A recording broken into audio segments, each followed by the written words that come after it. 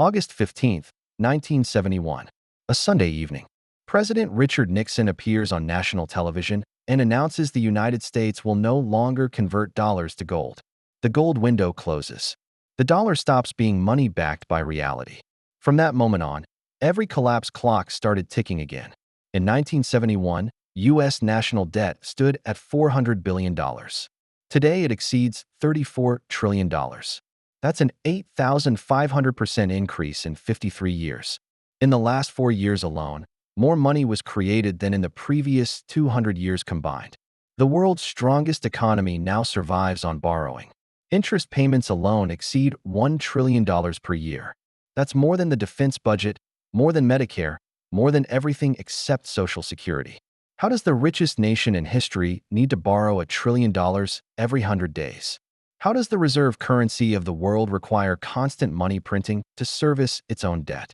The answer is uncomfortable. This is not new, not random, not a policy mistake that can be fixed with better leadership. This is the same 7-stage collapse pattern that ended Rome, Weimar Germany, and the Soviet Union. And America is deep inside stage 5. The 7-stage collapse pattern, every currency collapse in recorded history, follows the same mathematical progression. 7 stages, same sequence, same outcome, no exceptions. Stage 1. Sound money. Currency is scarce, trusted, and tied to real value. Gold, silver, commodities. The money supply cannot be manipulated, governments cannot create it at will. Stage 2. Debt normalization. Governments begin borrowing for growth, not survival. Debt is used to build infrastructure, expand trade, fund development. The loans can be repaid from future revenue. Stage 3. Credit expansion. Debt becomes policy, not exception. Borrowing accelerates beyond productive investment. Money supply grows faster than economic output. Central banks appear or expand their role. The printing press becomes a policy tool. Stage 4. Currency debasement. Money loses purchasing power. Inflation becomes permanent. Savings erode year after year. Wages lag behind prices. Citizens begin noticing the gap between official statements and lived reality. Stage 5. Social strain. Inequality explodes between asset owners and wage earners. Trust in institutions collapses. Populism rises on both political extremes. Protests, strikes, and unrest become normal. Society fractures along economic lines disguised as cultural divisions. Stage 6. Systemic breakdown. Capital flees to safer jurisdictions or assets. Institutions fail or require bailouts. Emergency controls appear. Price controls, capital controls, rationing. The government blames external enemies, speculators, hoarders. Reality is the underlying mathematics stopped working. Stage 7. Reset or collapse. Currency dies through hyperinflation or default. Regime changes through revolution, coup, or dissolution. System is forcibly reset. New money is issued, often with zeros removed from the old currency. The cycle begins again. This isn't theory. This is historical pattern recognition across 2,500 years. Let's examine the evidence. Rome. The original blueprint 211 AD, spring, Roman soldiers stationed on the Germanic frontier opened their monthly pay chests. The coins feel lighter than last year. The silver looks dull, not bright. The purchasing power has dropped by 30% in 2 years. Rome had reached its maximum territorial expansion in 146 BC. For 2 centuries, conquest funded the empire. Plunder from Gaul, Egypt, Greece, and Carthage paid for roads, aqueducts, armies, bread, and circuses. But by 64 AD, expansion stopped. Every direction led to diminishing returns. Revenue from new conquests ended.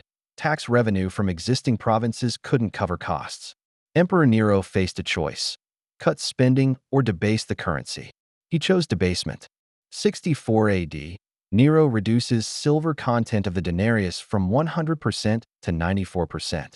117 AD, Trajan reaches peak expansion in Mesopotamia. The empire can grow no further. 211 AD, Caracalla reduces silver content to 50%. The denarius is now half silver, half base metal. 235 AD, the crisis of the 3rd century begins. 50 years of civil war, plague, and economic collapse. 270 AD, Aurelian reunifies the empire, but the denarius now contains less than 5% silver. It's a bronze coin washed with a silver coating. Soldiers can scratch the coating off with their fingernails. Between 200 AD and 300 AD, prices increased by more than 1,000%. A modius of wheat cost 1/2 denarius in 200 AD. The same amount cost 200 denarii by 301 AD. That's a 400-fold increase in 100 years. Emperor Diocletian responded with the Edict on Maximum Prices in 301 AD, price controls on over 1,000 goods and services. Penalty for violation, death. The edict failed within 2 years. Merchants stopped bringing goods to market. Black markets flourished. Rome entered stage 6. 376 AD. Germanic tribes crossed the Danube not as invaders, but as refugees. Rome is too weak to stop them. 410 AD. Visigoths sack Rome itself for the first time in 800 years. For 76 AD, the last Western Roman emperor is deposed. The Western Roman Empire is dead. The collapse wasn't a single event. It was a 270-year progression through the 7 stages. Rome didn't fall to barbarians in a dramatic invasion. It hollowed out from currency collapse. The economy died first. The empire followed. The barbarians just walked into the shell. Weimar, Germany. The speedrun collapse, November 1923, Berlin. Workers demand to be paid twice per day. Not because they work 2 shifts, because money loses half its value between morning and afternoon. A loaf of bread costs 200 billion marks. The same loaf cost 1 mark in 1918. This is what happens when a nation completes all 7 stages in 4 years. June 28, 1919, Treaty of Versailles signed. Germany forced to pay 132 billion gold marks in reparations. That's $33 billion in 1919 value, roughly $442 billion in 2024 equivalent. The entire German gold reserve, 2 billion marks. The math was impossible from day one. Germany had 2 choices: default immediately or print money. They chose printing. 1919, $1 equals 4.2 German marks. Germany begins printing marks to pay reparations and war debts. 1921, $1 equals 60 marks. The printing accelerates. Prices rise. Wages rise. January 1923, $1 equals 17,000 marks. Hyperinflation begins. November 1923, $1 equals 4.2 trillion marks. That's a 1 trillion% increase in currency supply in less than 5 years. Prices doubled every 3.7 days at the peak. A single egg cost 80 billion marks, a kilogram of butter, 6 trillion marks. Workers carried money in wheelbarrows, laundry baskets, baby carriages. Thieves would steal the wheelbarrow and dump the cash in the gutter. The wheelbarrow had more value than the currency. Life savings were wiped out overnight. A middle-class retirement fund that could have bought a house in 1918 couldn't buy a loaf of bread in 1923. Farmers refused to sell food for marks. They wanted foreign currency, gold, or barter goods. Cities starved while rural areas hoarded. Prostitution exploded. Crime rates doubled. The professional class was destroyed. Doctors, lawyers, teachers, engineers who had saved money in marks lost everything. The Weimar Republic lost all legitimacy. Citizens blamed democracy for the disaster. In November 1923, Adolf Hitler attempted the beer hall putsch in Munich. It failed. He was arrested. He served 9 months and wrote Mein Kampf during that time. By 1933, the Nazi Party took power legally through democratic elections. Weimar Germany is what stage 7 looks like when it arrives in less than 5 years. Currency death, economic devastation, political extremism. The Soviet Union, debt without markets.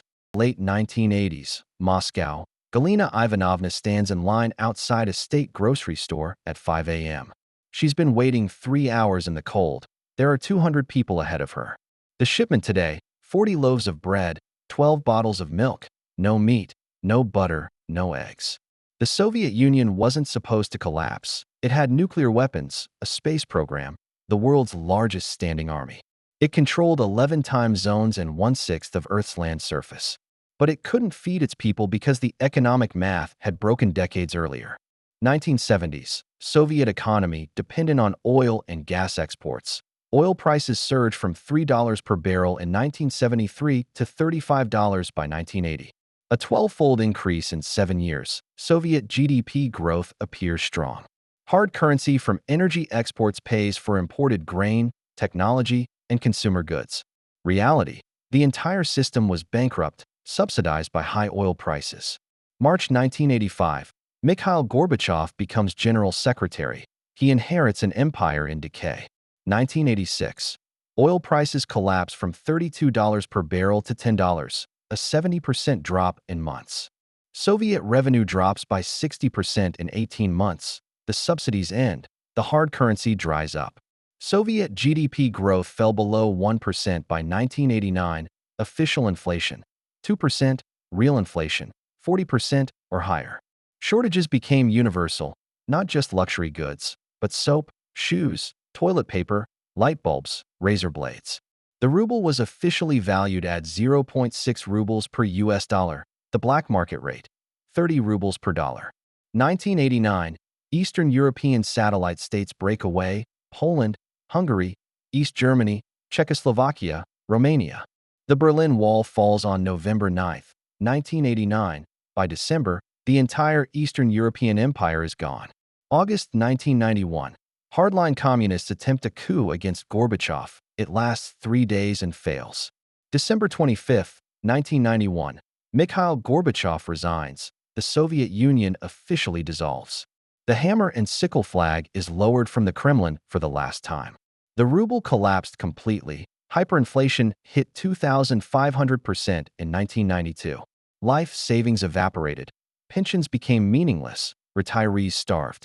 The second largest economy in the world disappeared in 900 days from glasnost to dissolution. The Soviet Union didn't lose a military war, didn't face external invasion, didn't suffer a natural disaster. It ran out of credibility. The currency died because the economic model was mathematically unsustainable. America 2026. Entering stage March 5, 2026. Washington, D.C. The Treasury Department announces another debt ceiling increase.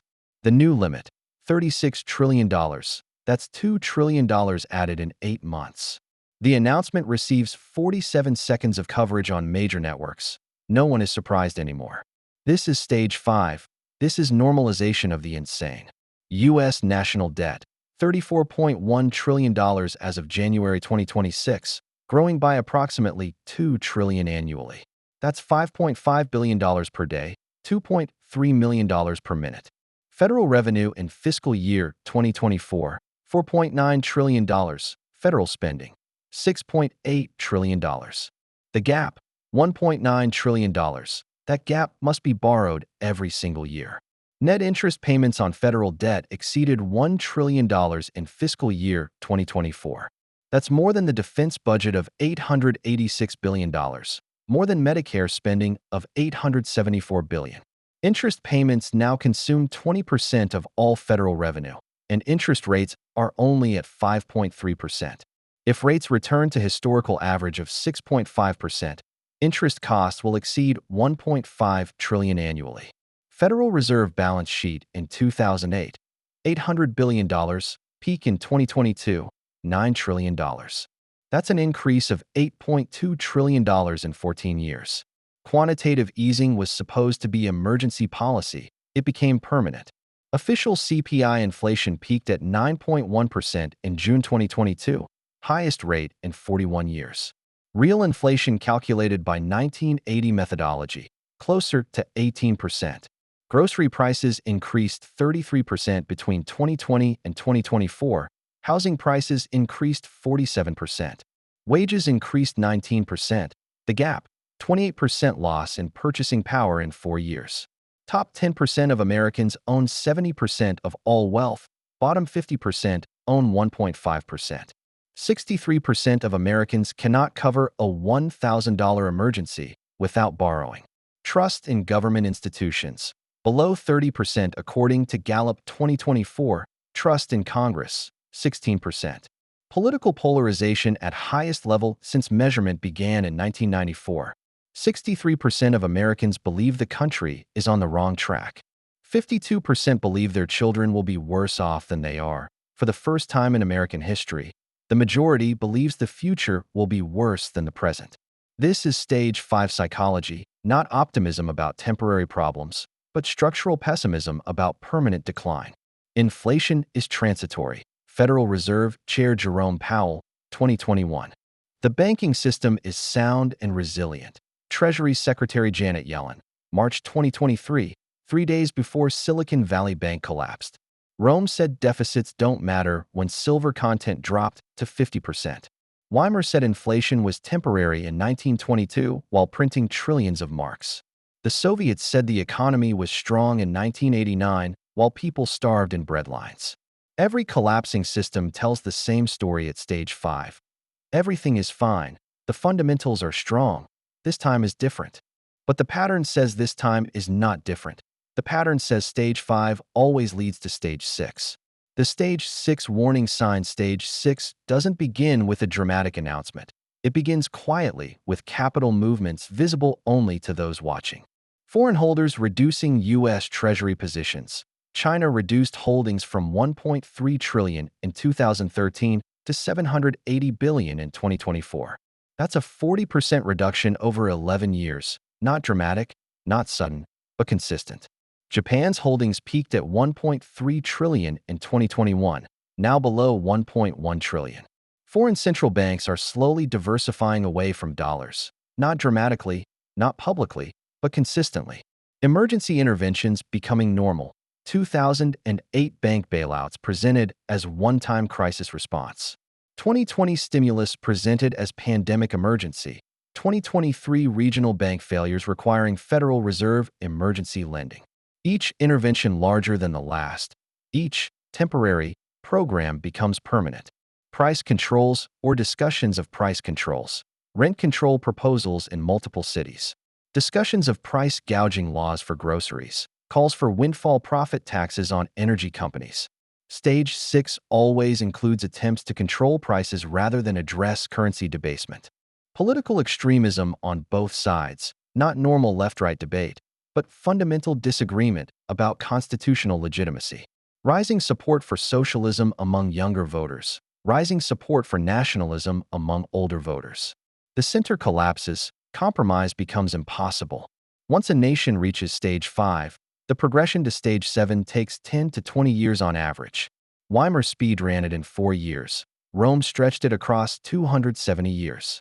The Soviet Union took 20 years from stage 5 to dissolution. The United States entered stage 5 somewhere between 2008 and 2020.